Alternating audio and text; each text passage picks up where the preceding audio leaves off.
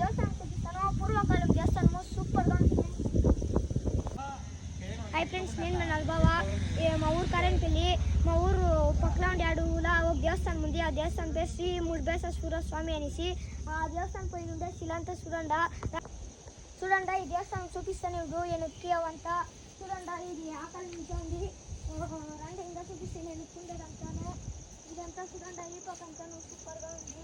ఈ post friends ఈ పక్క అప్పుడు మా అవ్వ మా తాతల కాలం నుంచి అంతా భోజనం చేసి తింటాను. నేను దీనే గొర్రెలు మేపేకి ఆవులు మేపేకి అంతా వచ్చినప్పుడు దేవస్థానం పూజ చేస్తూ ఉంటారు. చూడండి ఇంకా చూపిస్తాను. రండి ఈ పక్కకి చూడండి ఫ్రెండ్స్. మీకు ఒక బాధాకరమైన విషయం చెప్తాను. చూడండి ఫ్రెండ్స్, ఎవరో పాపం దేవుని ఎత్తి పప్పు పెట్టేసి ఎవరో గుంట్లంతా తోడినారు. చూడండి ఈ గంట అంతా ఎంత బాగుంది. చూడండి ఫ్రెండ్స్, ఎంత లోతు తోడినారు గుంత.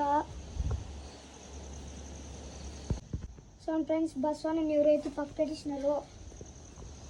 అండ్ ఫ్రెండ్స్, ఒత్తేపోరు చూపిస్తాను.